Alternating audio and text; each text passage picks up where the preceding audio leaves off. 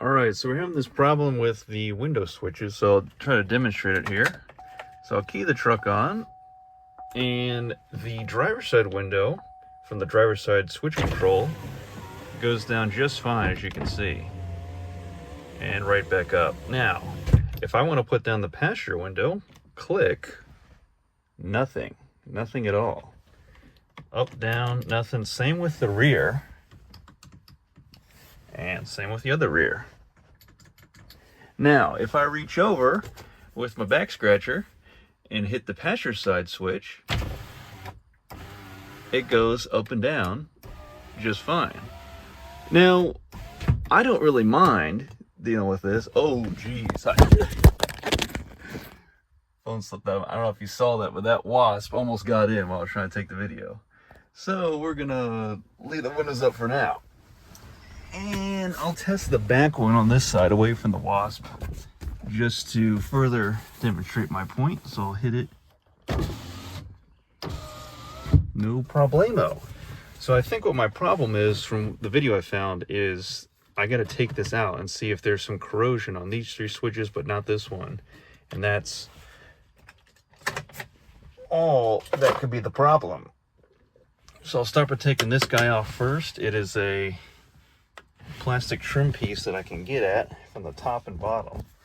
They say to go for the bottom first, so I got this plastic trim remover tool. So the flathead screwdriver worked great. I got right in there with it. Right up against, there's a little tiny cutout, and then right behind it, I was able to get right in that gap, pop it out, pops this tab out, and then did a little lift up on it, and this tab came out right at the top. Next we have two 10mm bolts, and I got my 10mm set up with my 1/4 inch extension, my 1/4 inch ratchet. So all I'll do is loosen those right up. And it's just nice to have super simple access and hopefully a simple repair. Kind of in contrast with the Beetle, some of the Beetle stuff, like when I had to do the starter. The top is still in a bit. That Beetle starter was kind of a nightmare, gotta be honest. Okay, so that just comes right out. We'll lay that right on the seat. And they say that this piece pops up by hand. Maybe a little bit of prying, never hurt nobody. There we go. Hit it with the 1-2. Yeah. Okay, here's our plugs. So it looks like we got, okay, we're just dealing with the switch box right here, because that plug is our lock and unlock, and this front plug is our power mirror controls. So we will disconnect these two plugs, and hopefully we take this box right on out of here. These two plugs are very straightforward. You just gotta, on this smaller one, you gotta push down this tab and then wiggle it out. On this bigger one, push down on this tab here and then wiggle it right on out.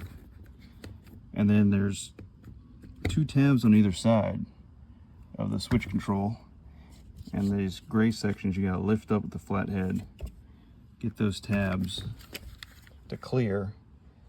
And what you can do is you can push on the window switches to help push through as you're prying up a little bit on here, so that these tabs get past this section here, and it'll want to go out that way. And you just have two on either side, like I said, and those two right in there.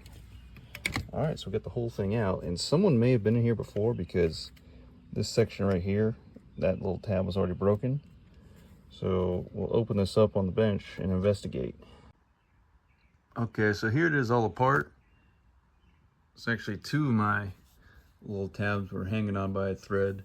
So I still have 4 good tabs. Here, here, here, and here.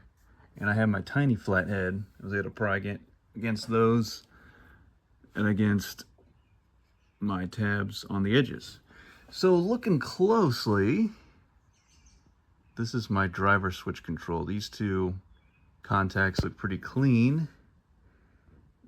This one here, it could have a little bit of corrosion built on it. See that kind of black stuff on the left side of those two circles, those semicircles?